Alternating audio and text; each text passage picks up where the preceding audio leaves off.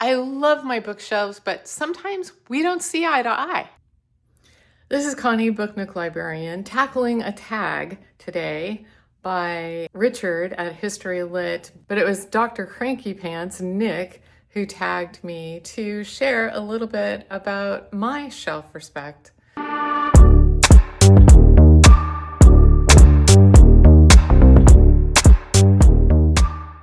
So I was saying that we don't get along because frankly, sometimes my books, sometimes they fight back.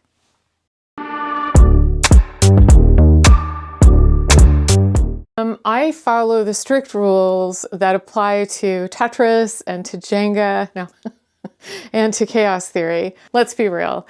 Like, do I organize it by genre? Do I organize it alphabetically? Do I organize it by color?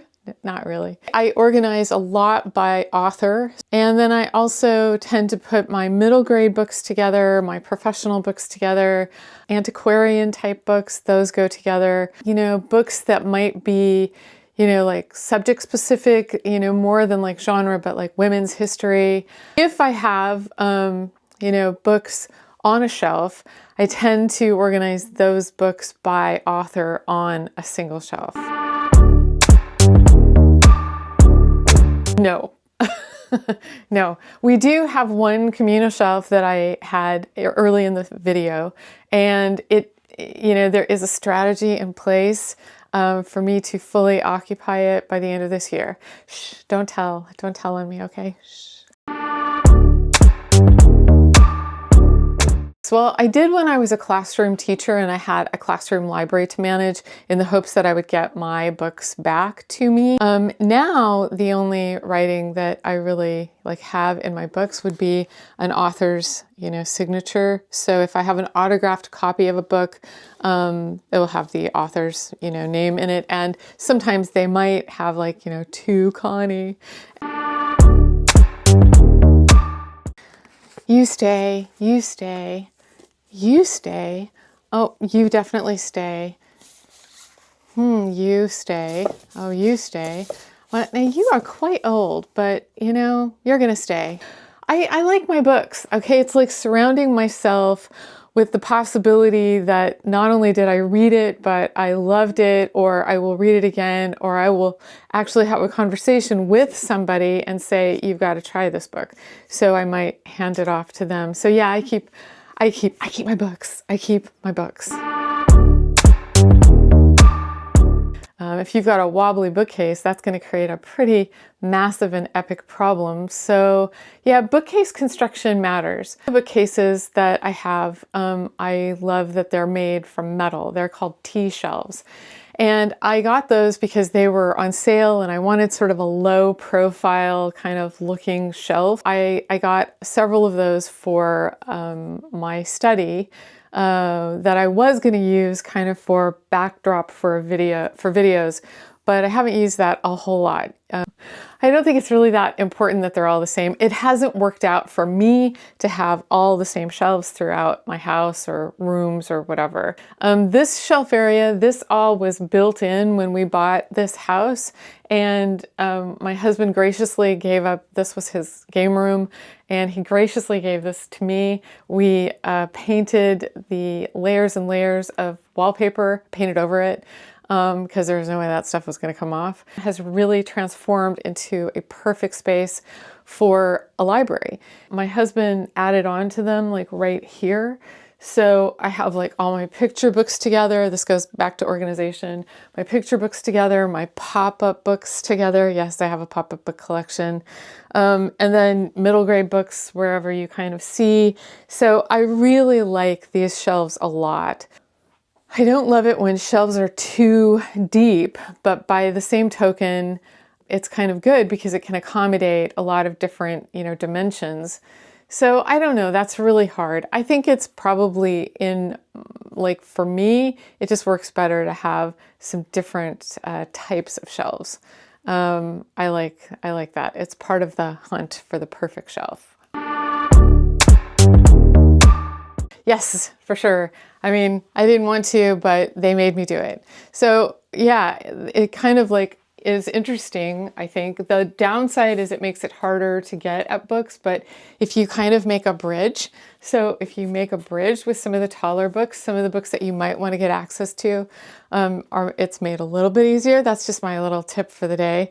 But yeah, you know, you kind of have to do what you got to do to make room for, you know, the books.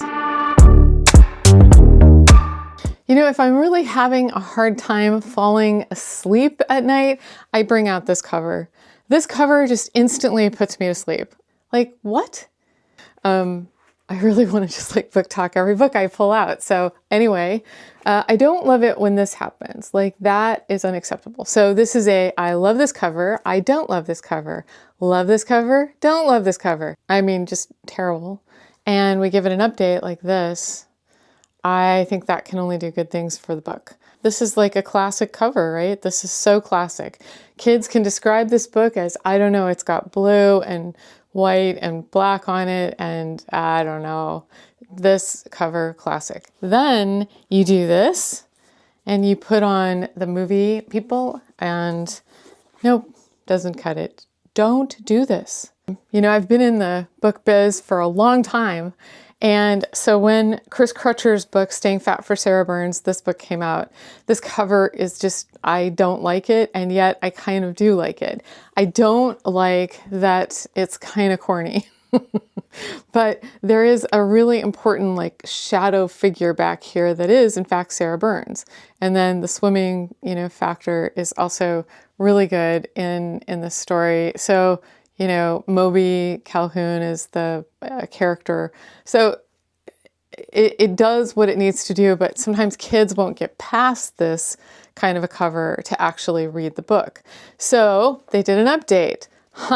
Okay. So interesting. We've got the swimming element there for sure, but we don't have Sarah Burns' shadow. But then again, maybe we do. There's sort of something right there. And there is some significance to the color choices in this sort of modern looking cover. So I don't know. This is a book that's going to take a little extra push off the diving board. It's going to take someone telling, like, you know, a librarian saying, hey, I know that you like maybe this cover, but maybe won't like this cover, but really the book is so good. It's mind-blowingly good. So that's where that little extra push might help if you had somebody that was focusing on the cover of the book, deciding whether or not they were going to read it or not. Love this cover.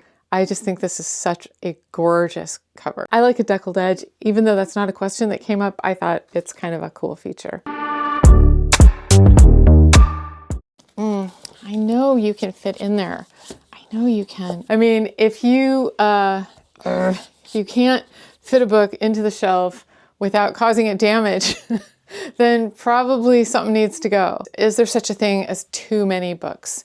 And there's kind of like a yes and a no to that, frankly. No, I will keep my books, and only I, the committee of one, will decide when it's time to release them into the world or little free libraries or whatever the case might be. Thank you for joining me. Click like and subscribe. More tags coming up, I promise. And feel free to tag me. I mean, I have been looking for more tags, and I think that this is a super fun way to share and talk. And thank you to Nick at Dr. Cranky Pants Reads for tagging me. And I look forward to seeing you in the next video. And in the meantime, keep reading or, you know, organizing your books.